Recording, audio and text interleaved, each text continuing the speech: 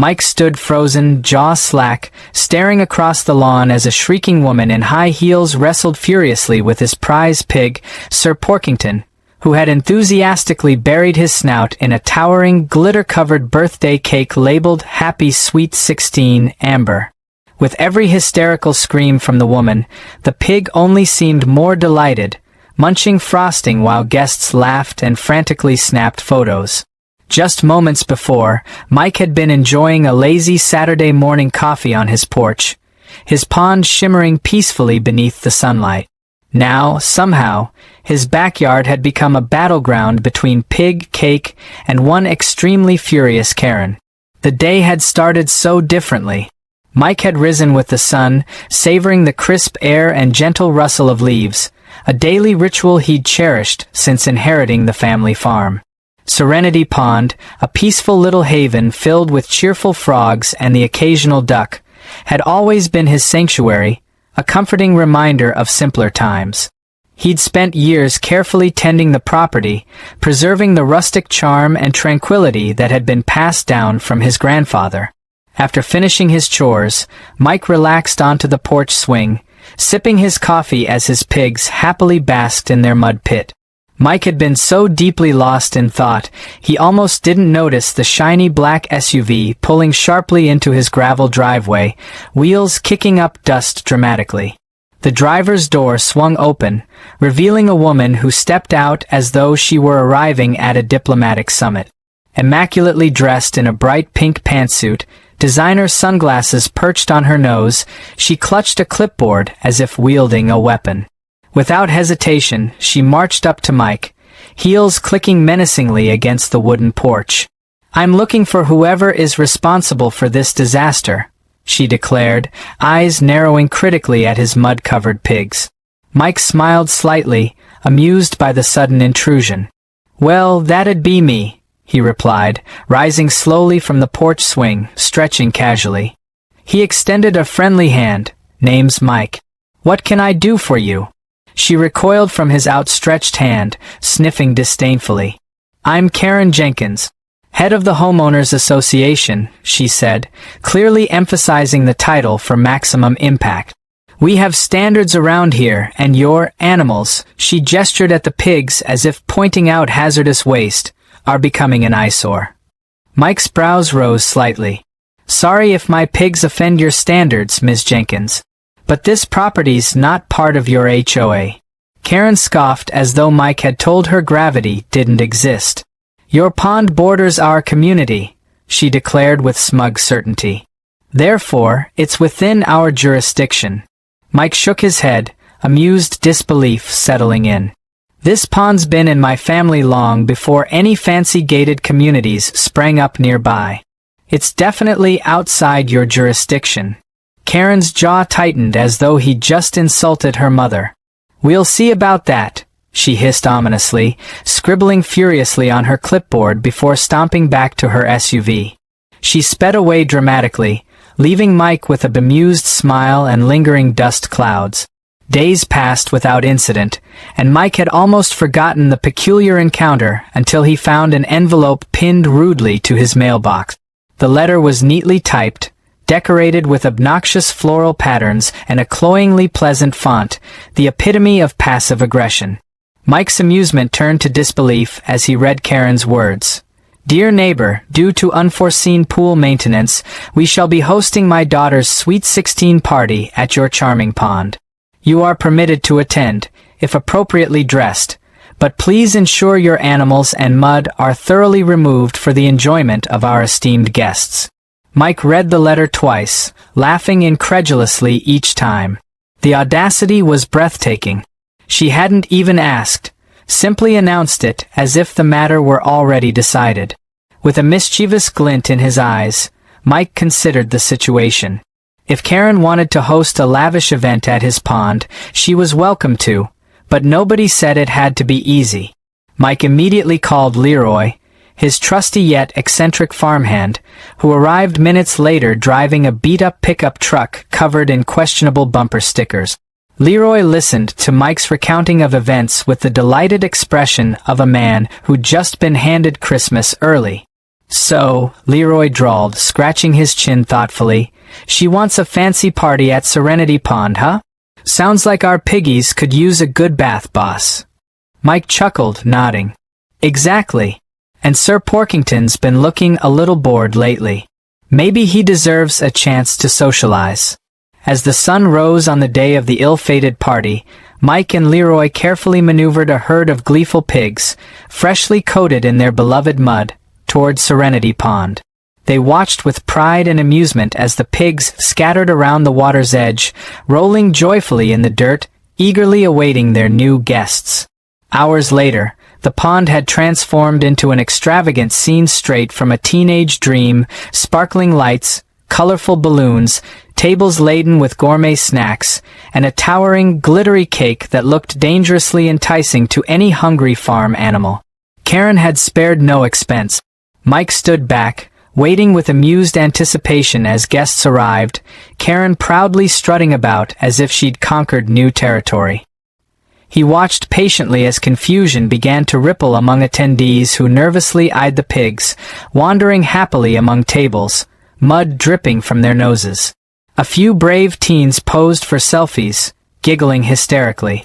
Others squealed, startled by curious pig noses sniffing expensive shoes. Then, Mike saw it. Sir Porkington trotting determinedly toward the towering birthday cake, eyes locked onto the colorful frosting. Within moments, chaos erupted. Karen's piercing screams echoed, guests laughed hysterically, pigs squealed joyfully, and Mike's serene pond had officially descended into unforgettable madness. Mike leaned casually against his porch railing, sipping his coffee once again, calmly enjoying every single second of the magnificent chaos. Guess country life isn't for everyone. Mike chuckled quietly, savoring the sweet taste of poetic justice as Karen slipped comically into the muddy shallows of Serenity Pond, shrieking indignantly at her misfortune. Mike had no idea how the day would end, but watching Karen wrestling his beloved pig in a mud-soaked designer outfit was already priceless. Mike stood quietly at the edge of the pond, taking in the spectacle of pigs scattering between tables and toppling decorations, Karen screaming furiously at anyone who'd listen. Beside him, Leroy doubled over in laughter, gripping his sides as tears streamed down his weathered cheeks. "Boss, I ain't seen nothin' this beautiful since Uncle Eddie accidentally set fire to the chicken coop," Leroy choked out between fits of laughter. Mike grinned, unable to suppress a chuckle himself. It was strangely poetic. Serenity Pond, invaded and claimed by the pigs, now more serene than ever, if one counted pigs wallowing in mud as serenity. Amid the chaos, Mike's best friend Jenny pulled into the driveway, her old truck screeching slightly as it braked to a halt beside him. Jenny hopped out, her eyebrows lifted in disbelief as she scanned the scene unfolding in front of her. "Wow, Mike, when you told me Karen was throwing a fancy party, I pictured something a little less pig-centric," she teased, nudging him playfully.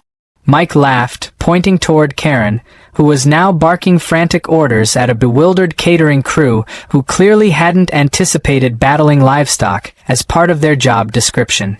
Jenny shook her head, smiling despite herself. "You're going to have one heck of a story for the next county fair," she said, eyes sparkling mischievously. Mike nodded proudly, watching Sir Porkington basking triumphantly beside the now decimated cake table. "You know, Jenny, I couldn't have pulled this off without that pig." "He deserves a medal," Mike replied sincerely, eliciting a playful eye roll from Jenny. Their humorous banter was interrupted by the shrill sound of Karen's voice cutting through the laughter and squeals of pigs. "You!" she shrieked, heels sinking into the muddy grass as she marched unsteadily toward Mike, pointing accusingly. Her pink pantsuit was no longer immaculate, smeared generously with mud and frosting, a testament to her epic battle with Sir Porkington. "You deliberately ruined Amber's special day."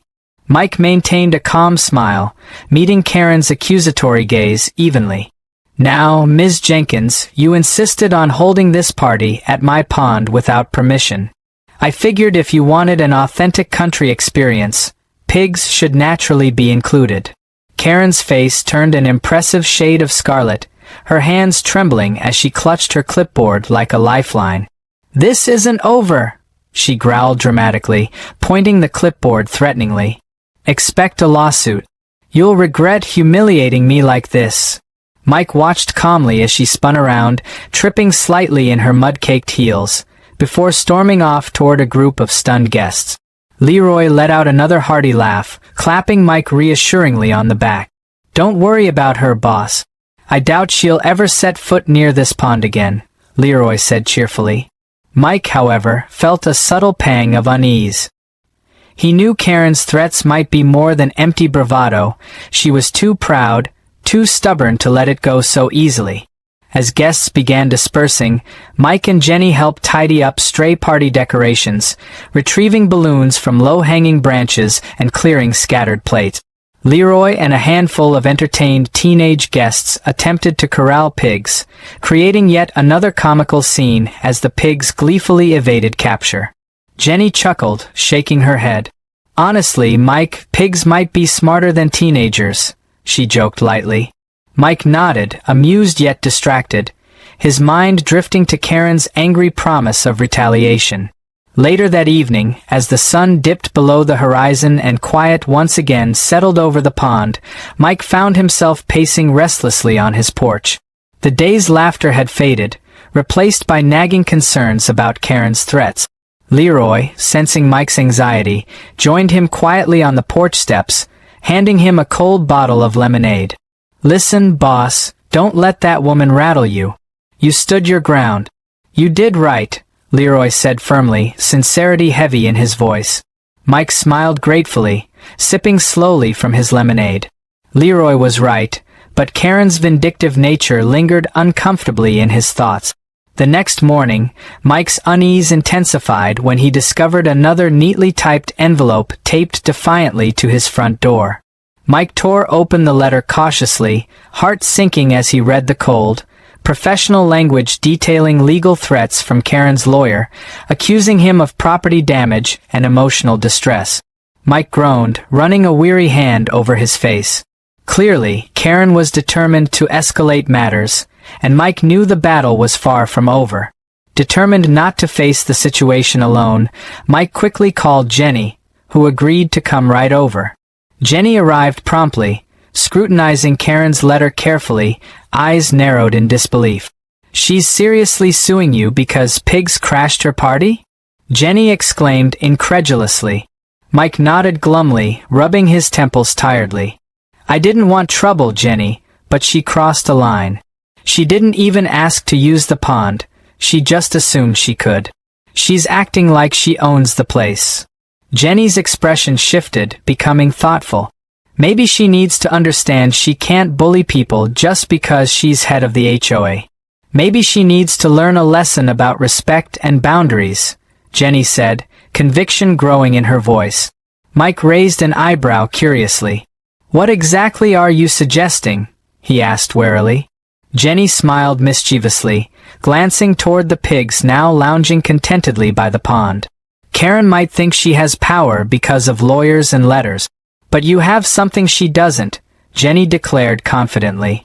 Mike blinked in confusion, prompting Jenny to lean closer, whispering conspiratorially, "You've got pigs. And if yesterday proved anything, it's that pigs aren't afraid to get messy." Mike laughed out loud, surprised at Jenny's bold humor. But he couldn't deny the truth behind her words. Karen had started a war of stubbornness and entitlement, but Mike had something she never anticipated. An army of pigs ready for round two, led by Sir Porkington himself. As Mike gazed thoughtfully over the peaceful pond, determination surged within him. Karen might have lawyers, fancy suits, and threats, but Mike had humor, loyal friends, and the unshakable resolve of a countryman defending his land. If Karen wanted to play dirty, Mike was more than ready, because nobody messed with his pigs, his friends, or Serenity Pond and got away clean. The day following Karen's fiery legal threats brought unexpected quietness around Serenity Pond. Mike woke early, expecting another confrontation, yet found only the peaceful sounds of birds singing cheerfully in the morning air. Even his pigs seemed unusually subdued, basking lazily in the sunlight, almost as if sensing the calm before the inevitable storm. But despite this newfound tranquility, Mike's gut told him it wouldn't last. Mike was sipping his morning coffee when Leroy pulled into the driveway, waving a fresh newspaper enthusiastically. Leroy jumped from his truck, nearly dropping the paper in his excitement. "Mike, you ain't gonna believe this," he shouted, breathless from the short jog. He thrust the paper toward Mike, pointing eagerly at a large photograph plastered on the front page. Mike nearly choked on his coffee as he saw Karen, face twisted in fury and mud streaked down her pink suit, wrestling Sir Porkington by the ruined cake. The caption read, "HOA President's Party Goes Hog Wild." Mike burst into laughter, joined immediately by Leroy, whose booming laugh startled a nearby flock of ducks into noisy protest. Jenny arrived shortly after, grinning broadly. "Well, Mike, you're officially famous," she teased, taking a seat beside him on the porch swing. Mike chuckled, though beneath his amusement lingered unease. Karen wouldn't take public embarrassment lightly, especially one immortalized in the local news. He knew her retaliation would come swiftly and without mercy. That afternoon, Mike's suspicions were confirmed. Another vehicle appeared at the end of his driveway, not Karen's flashy SUV, but a plain black sedan with a polished professional logo on the side. A sharply dressed man emerged, briefcase firmly in hand, expression humorlessly severe. Mike instantly recognized the look, a lawyer. "Mr. Mitchell?" the man asked crisply, adjusting his tie with stiff formality. Mike nodded cautiously, stepping down from his porch. The lawyer extended a card. "My name is Harold Thompson. I represent Karen Jenkins and the Willow Creek HOA. We have several serious grievances regarding damages caused by your livestock, public humiliation, and—" "Damages?" Mike interrupted incredulously, glancing at the peaceful pigs lounging obliviously nearby. "With all due respect, Mr. Thompson, your client held an unauthorized party on my private property. My pigs were exactly where they belonged, on their own land." Harold sighed, clearly anticipating resistance. "Regardless, Ms. Jenkins insists that your deliberate sabotage caused emotional distress to her daughter and embarrassment to the HOA community," he said coldly, handing Mike an official-looking document. "We strongly encourage you to resolve this quietly to avoid further escalation." Mike stared at the document with irritation simmering just below the surface. "Quietly? Your client has publicly accused me and my pigs of practically ruining her life," Mike countered, eyes narrowing steadily. "I think we're already past quiet." Harold nodded stiffly, turning to leave. "You've been served, Mr. Mitchell," he announced grimly before climbing back into his sedan. Mike watched him drive away, a heavy sigh escaping his lips as the seriousness of the situation sank in. Leroy placed a reassuring hand on Mike's shoulder. "Don't worry, boss, she can bark all she wants. We're behind you. Ain't nobody gonna bully us off this land," Leroy vowed resolutely. Jenny squeezed Mike's arm reassuringly. "He's right, Mike. We'll fight back. Karen's counting on you to crumble under pressure, but she's underestimated you and us." Mike nodded slowly, finding strength in his friend's support. Yet deep down, uncertainty lingered. Legal battles were unfamiliar territory, and Karen had the money, resources, and ruthlessness to make things difficult. Later that evening, Mike wandered restlessly toward the pond, seeking solitude to clear his mind. Serenity Pond had always represented peace and simplicity, a haven from life's complications.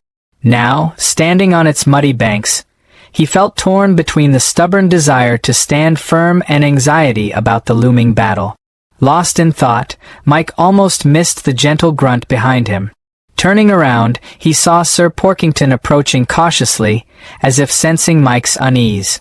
"You caused quite a stir, buddy," Mike murmured softly, reaching down to scratch the pig's ear affectionately. Sir Porkington leaned into the touch, eyes half closed with satisfaction. Mike laughed lightly, feeling comforted by his faithful pig's simple companionship. "I sure hope we're ready for this, Porkington. Karen isn't going away easily," Mike sighed, shaking his head gently. The pig grunted reassuringly, nudging Mike's leg as if agreeing wholeheartedly. Mike spent the next few days nervously preparing for the confrontation ahead, researching property laws, reading past HOA cases, and even awkwardly rehearsing arguments aloud, much to Leroy's amusement. Jenny, meanwhile, rallied neighbors and community members, surprised at how many willingly shared their own frustrating encounters with Karen. It appeared Mike wasn't Karen's only victim. He was just the first willing to openly challenge her reign of terror. Days turned swiftly into weeks, and tension steadily increased, looming heavily over Mike's once peaceful farm. But just when the pressure seemed unbearable, the most unexpected development occurred. On a quiet Saturday afternoon, while Mike was cleaning the barn, he heard a hesitant knock at his door. Opening it cautiously, he nearly fell backward in shock. Amber Jenkins, Karen's teenage daughter, stood nervously on his doorstep, clutching an envelope and looking uncertainly at her feet. Mr. Mitchell, Amber began awkwardly, avoiding eye contact. I just wanted to say I'm really sorry about everything my mom is doing. It's embarrassing and completely unfair. She never even asked if I wanted that party. Mike stared in stunned silence, processing Amber's heartfelt apology. She extended the envelope shyly. This is a letter I wrote for the judge, explaining the truth. I hope it helps. Mike took the envelope carefully, feeling strangely touched by Amber's courage. Before he could speak, Amber blurted anxiously, Also, Sir Porkington was the coolest thing to ever happen at one of my mom's parties. Mike laughed warmly, suddenly feeling lighter than he had in weeks. As Amber disappeared down the driveway, Mike realized he'd underestimated something crucial. Karen's greatest weakness wasn't just her arrogance, but her assumption that everyone would bow under her intimidation. Amber's bravery had just shifted the balance. With renewed confidence, Mike finally knew he had a real chance, not just to defend Serenity Pond, but to stand up for everyone Karen had bullied along the way. The morning sun spilled over the horizon, casting a warm glow across the dewy grass that surrounded Serenity Pond. The air felt lighter somehow, as if even nature sensed the tides were turning. Mike stood on the porch, coffee in hand, replaying Amber's visit in his mind. Her letter was tucked safely inside a folder now, ready to be included in his court response. He didn't know if it would sway the legal side of things, but it was a crack in Karen's otherwise impenetrable armor. That was something. He was deep in thought when he noticed something off. The pigs were usually up and squealing by now, especially Sir Porkington, who had a habit of demanding breakfast at sunrise like a true barnyard king. But this morning there was no oinking, no snorting, no sound at all.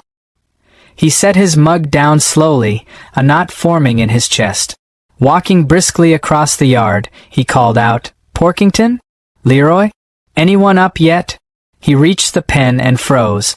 The gate was wide open. The pigs were gone. Every last one. A sinking feeling washed over him as he scanned the surrounding property. No footprints, no broken fence, just an eerily open gate and trampled grass. "Leroy!" Mike shouted louder now, urgency creeping into his voice. Within seconds, Leroy came stumbling out of the barn, shirt half-buttoned and boots untied. "What's going on? You yellin' like the place is on fire," he said groggily, until he saw the empty pen. His face sobered immediately. "Well, that ain't right." Mike and Leroy searched the farm for the next hour, calling for the pigs, checking all the usual spots. They even checked the old tire swing, where Porkington liked to nap for some odd reason. Nothing. Jenny arrived soon after, alarmed by Mike's frantic call, and joined the effort. Word of the missing pigs spread quickly. Within the hour, neighbors began arriving with flashlights, buckets of treats, and curious looks. Even teenagers from the Sweet 16 fiasco showed up, eager to help find the now legendary hogs. What started as a crisis slowly turned into an impromptu community rally. Mike couldn't ignore the bitter irony. The very people Karen tried to rule with an iron fist were now walking through muddy fields and woods in search of farm animals she likely wished would disappear forever. Every step Mike took through the forested edge of his land, he felt it. Something about this didn't feel like an accident. Karen was petty, sure. Vindictive, absolutely. But stealing pigs? That was a new level, even for her. Back at the house, Jenny paced the porch while scanning the horizon. If she had anything to do with this, she muttered, it would be really stupid. There are cameras, witnesses, neighbors who saw them yesterday. Mike nodded silently, not needing to say the words. He already suspected the same thing. But proving it would be another matter entirely. Just after noon, one of the neighborhood teens came jogging up the gravel path, breathless and red-faced.